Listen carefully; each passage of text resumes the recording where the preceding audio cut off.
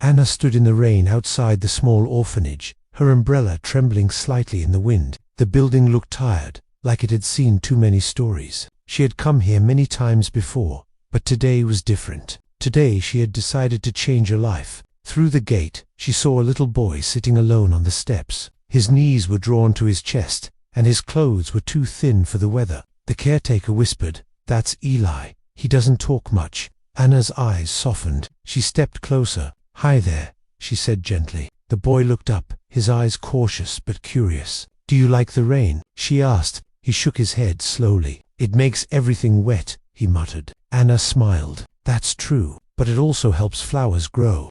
That small sentence seemed to stay with him. A week later, she signed the papers. Eli became her son. The day she took him home, he didn't speak much, but when she tucked him into bed, he whispered, "Good night, Mum." That word, simple and small, filled the empty spaces in her heart. Anna lived alone before him. Her husband had died young, and she had no children of her own. The house once felt too quiet, but now, every corner carried new life. Eli brought laughter back. Still, raising him wasn't easy. He had nightmares. He didn't trust ice. Sometimes, he would wake up crying for parents he couldn't remember. Anna never scolded him. She only held him close until he fell asleep again. Years passed. She watched him grow taller, stronger, smarter. He loved drawing, always sketching the things around him: trees, faces, streets. Once, he drew a picture of her in the kitchen, smiling. "That's my home," he said proudly. She realized then how far they had both come. Two people, once strangers, now bound by care and time. She promised herself she would always be there for him, no matter what. Outside, the rain had stopped, but for Anna, something new had begun. Eli had grown fast. At 14, his hair had darkened, and his voice had started to change. The shy boy who once hid behind her skirt now carried a quiet storm inside him. Anna noticed it. He spent hours locked in his room, sketching or staring out the window. When she asked about school, he often answered with silence. One evening, she found a crumpled report card in the trash. His grades had fallen badly. She didn't yell. Instead, she knocked on his door and said softly, "Dinner's ready." He didn't come out. She left his favorite soup on the table, knowing he'd find it later. That night, she stood by his door again. She could hear faint sobs. "I don't belong anywhere." His voice broke through. Her heart ached. She opened the door slowly. "You belong with me, Eli," she said, sitting beside him. "No matter what happens, you're my son." He looked at her, eyes full of guilt. "You don't even know who I really am." She smiled faintly. "I know enough. I know you're kind. I know you care. That's what matters." The years ahead tested both of them. Money was tight. Anna worked long shifts at the clinic, sometimes skipping meals so he could have enough. Eli saw that. He hated feeling helpless. He wanted to make things better, but he didn't know how. He started taking part-time jobs after school. He worked at a small cafe, washing dishes and saving every coin. When Anna found out, she cried. "You don't need to do this," she said. "You're still a child." He shook his head. "You gave me a life. I just want to help." Those words stayed with her. She realized how much he had changed. His quietness wasn't distance anymore. It was thought. It was care. Sometimes they sat on the porch together in silence, watching the rain. He would sketch while she read. The air between them was calm, filled with unspoken love. One day, she found one of his drawings on her bedside table. It showed her watering a plant, with a caption at the bottom, "She made me grow." Her eyes filled with tears. That night, she prayed silently. "Let him find his way," she whispered, "and let him know he's never alone." *18 came faster than Anna had expected. Eli had finished school and received a scholarship for art college in the city. When he told her, she smiled through tears. "You did it," she said softly. The morning he was to leave, the air felt heavy. Anna woke early, made his favorite breakfast, and packed snacks for the road. She kept finding reasons to fuss over him, checking his bag, folding his collar, as if small actions could delay the goodbye. At the bus station, Eli held her hand. "Mom," he said, his voice steady but low, "I'll make you proud." "You already have," she replied. He smiled, trying to hide his tears. "I'll call every day. I know you will."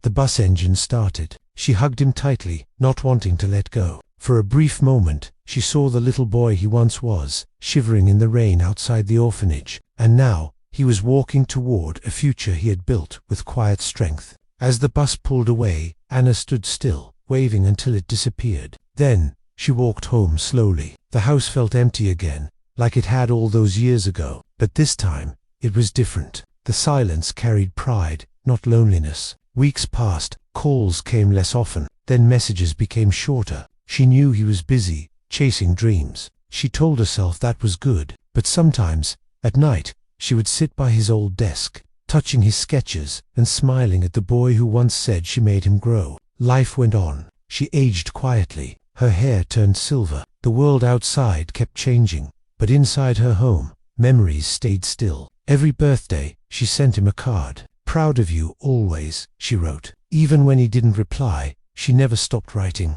Time passed like a quiet river. 20 years had gone by since that rainy day when Anna first saw Eli at the orphanage. Now, her steps were slower. Her eyes needed glasses to read. She no longer worked at the clinic. Her days were filled with small routines, watering plants, reading letters, cooking for one. She hadn't seen Eli in almost 5 years. His art career had taken off. She saw his name sometimes in magazines. Eli Ward, the painter who captures emotion through silence. She kept every clipping in a small box. Whenever she missed him, she opened it and looked at his face in the photos. He looked confident, elegant, far from the shy boy she had once known. She never felt bitter. She understood. Life pulls people in different directions, but some nights, she still set 2 plates on the table by mistake. One afternoon, she walked to the post office and mailed him another letter. "Hope you're well," she wrote. "Your garden here still grows." Weeks passed with no reply. Then, one morning, she received a call. "Mrs. Ward," the voice said, "this is from the City Art Foundation. We're hosting a special exhibition next month. Mr. Eli Ward would like you to attend." Her heart skipped. "Me," she whispered. "Yes, ma'am. He said the exhibition is dedicated to someone very important." That night, she sat in bed, unable to sleep. For the first time in years, she felt something stirring inside her. Hope. She took out her old coat and polished her shoes. She wanted to look her best. She didn't know what awaited her, but something in her heart whispered, he didn't forget. The city looked taller than Anna remembered. It had been years since she last walked these streets. The air smelled of rain and car fumes. She clutched her small purse tightly and followed the directions on the invitation card. When she entered the gallery, the silence inside felt almost sacred. Soft light touched every painting, and the faint echo of footsteps filled the hall. People moved slowly, whispering admiration for the art around them. Anna felt out of place. Her clothes were simple. Her shoes were old, but she walked on, scanning the names on the walls until she found it. Eli Ward, the memory collection. Her breath caught. Each painting showed quiet moments, a child's hand reaching for sunlight, a woman sitting by a window, a boy drawing beside a lamp. She recognized every scene. They were pieces of their life together. Then she stopped before the largest painting in the center of the room. Rain fell across a gray sky. A woman stood with an umbrella, looking down at a little boy in torn clothes. Their faces were turned slightly away, but she knew them instantly. It was their first day. The orphanage, the rain, the beginning. Her hands trembled as she reached for the description plate. It read, "To the woman who chose me when the world didn't. You made me see the beauty in small things. This is for you." Her eyes blurred. "Do you like it?" A familiar voice asked behind her. She turned slowly. Her heart seemed to stop. Eli stood there, taller, stronger, dressed in a dark suit. His eyes carried the same warmth she remembered from the boy who once sat by her kitchen table sketching flowers. "Eli," she whispered. He stepped forward, tears already falling. "I'm sorry I stayed away so long." Anna shook her head. "You were finding your way." He smiled weakly. "Every time I painted, I saw you. Every lesson, every stroke, it came from what you taught me." He took her hand gently and led her through the gallery. "All of this exists because you believed in me when no one else did." People around them watched quietly. The story between them didn't need to be explained. It was written in every color on those walls. Anna touched one of the frames softly. "You kept every memory," she said. "I did," he replied, "because they built me." She looked up at him, her eyes full of quiet pride. "You've done well, Eli," he smiled, voice trembling. "No, Mum, we did well." The applause that filled the room was soft but sincere. For Anna, it sounded like closure. The sound of love returned after years of silence. The crowd slowly faded after the exhibition. Laughter and applause melted into a soft hum outside the hall. A staff member led Anna and Eli into a quiet room, away from the noise. Eli poured her a cup of tea. His hands were steady, but his voice carried weight. "I wanted to talk to you privately," he said. Anna smiled gently. "You already gave me more than I ever expected." He shook his head. "No, Mum. What I owe you can't be repaid with words or paintings." She looked at him with calm eyes. "You don't owe me anything, Eli. You were never a debt to be repaid. You were a blessing."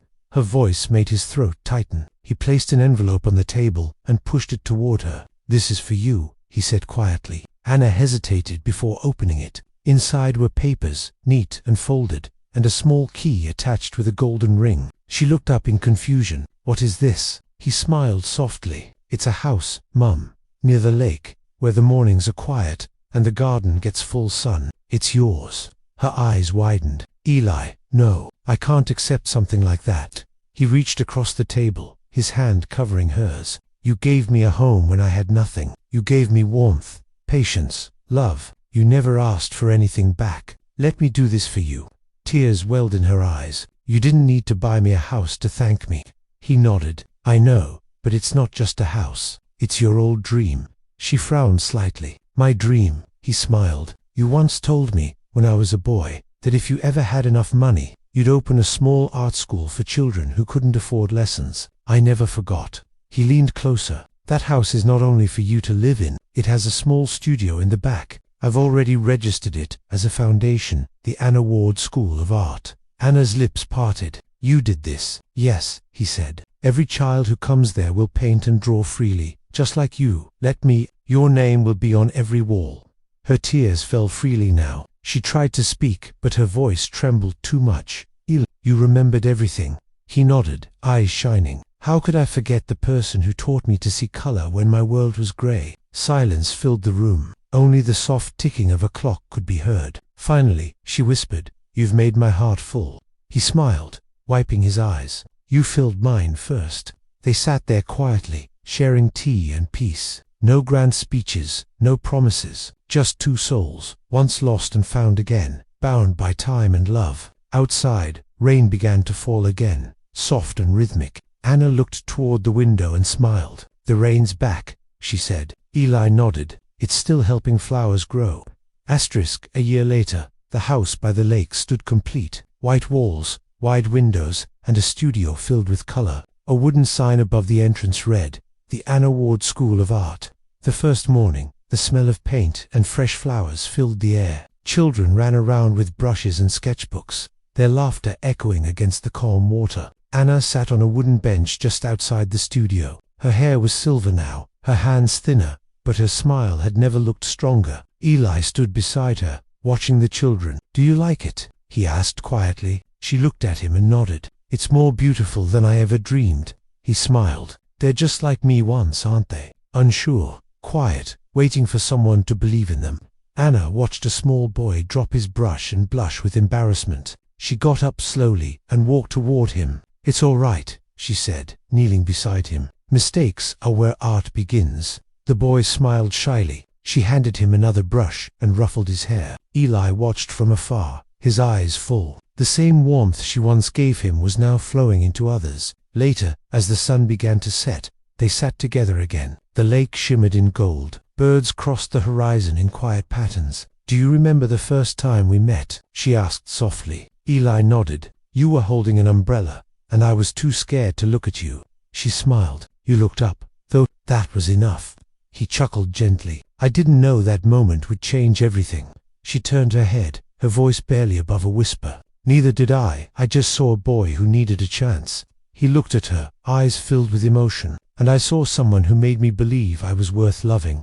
They sat in silence again, watching the reflection of the sky ripple across the water. It was peaceful, timeless. The children's laughter drifted through the air. A new generation was growing under the same care that had once saved him. Anna closed her eyes for a moment, feeling the wind brush her face. "You've given me the greatest gift, Eli," she said softly. He looked puzzled. "Me? I only built what you imagined." She smiled. "You gave me proof that love never disappears. It just finds new hands to hold." He didn't answer. He simply reached out and held her hand, the same way he once did as a little boy scared of the rain. The light slowly faded into evening. A few children waved goodbye as they left with their parents. Anna waved back, her eyes glowing. Eli helped her stand. Together, they walked toward the studio door. The air was cool, filled with the scent of wet grass and paint. As they reached the steps, Anna paused. "The rain helped flowers grow," she said quietly. Eli smiled. "And you helped me bloom." They walked inside, the door closing gently behind them, leaving only the soft sounds of children's laughter and the quiet rustle of the lake. The story had come full circle. A life once given, now returned with grace.